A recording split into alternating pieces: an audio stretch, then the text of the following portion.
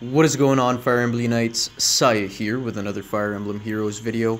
And first things first, congratulations to Elise's army for winning the 4th ever Voting Gauntlet Battle in the game. I had a terrible time. I just did a very poor job of choosing an army for this Voting Gauntlet. I chose Mist's team first. She lost to Lissa. I chose Lissa's team next. She lost to Priscilla. I chose Priscilla's team after that, and obviously she lost to Elise's army. The interesting thing, though, that I liked about this Voting Gauntlet was the new mechanic on the disadvantage multiplier. So as the time goes on, that disadvantage multiplier increases from 3 times the normal points to 7.5 times at the very last hour. So it does give a very interesting mechanic when you're looking at your total score and your total rank.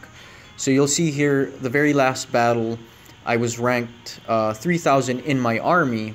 However, you also get feathers for a cumulative score, and I ranked in 4,000. So the 1,000 to 5,000, that gave me an extra 2,600 feathers.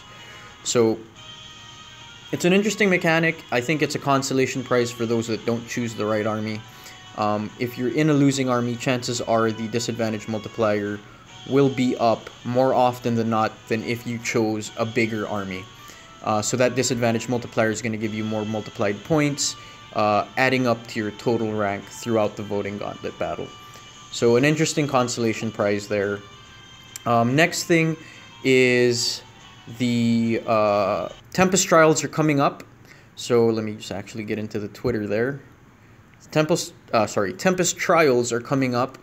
This is the second Tempest Trials for the game. Let me just scroll down to where it actually is. Here we go. So it's starting on July 7th. It's going to be called Resonating Fangs.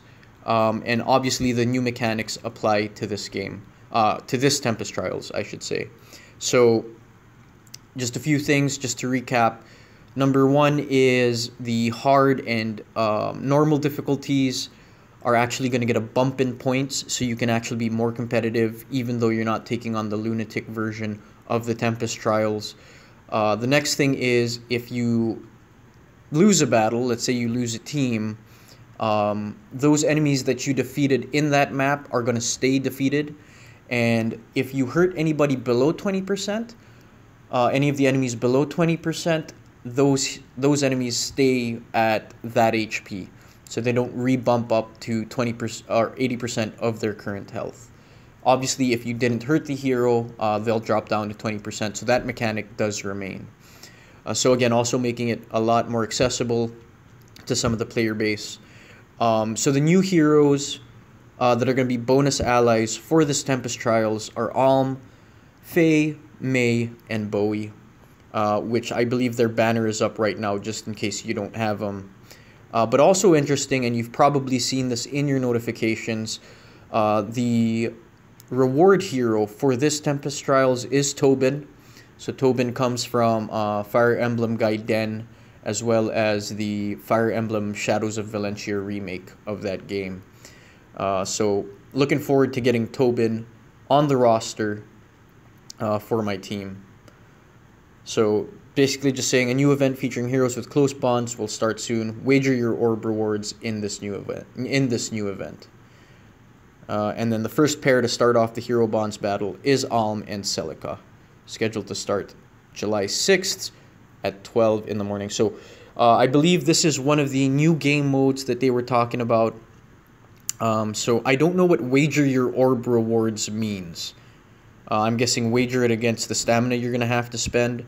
But this is going to be interesting. This is definitely something I'm looking forward to in terms of new game modes and new ways to farm orbs. So it'll be interesting to see how much orbs you can actually get for the huge investment in stamina that you're going to be giving up.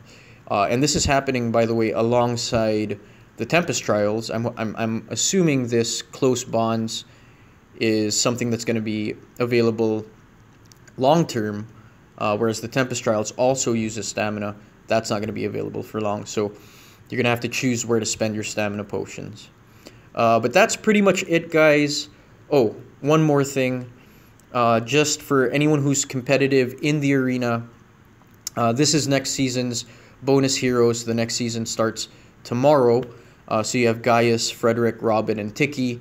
These are all from the Elysian Summer banner. No surprise there. Legion, who was the latest new Grand Hero Battle character. Then you have Perry, Sakura, Sophia, Gunter, and Alphonse. I do have a 5-star Perry. Hopefully that's enough to keep me in tier 20.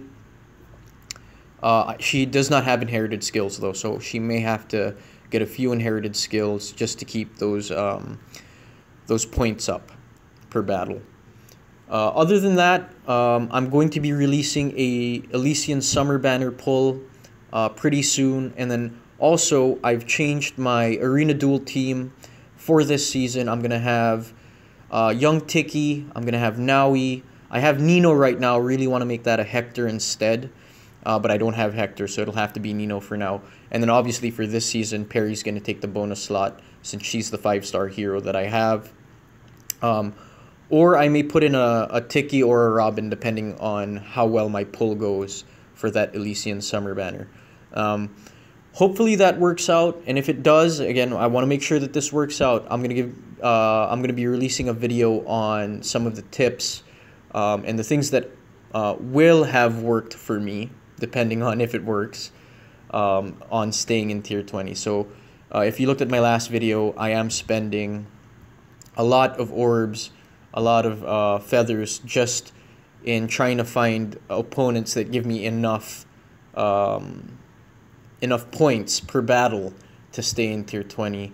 I'm hoping that changes with the new team structure, and then also talking long term on who to actually invest on to be competitive in tier 20. So look out for that. Other than that, this is Saya, signing out.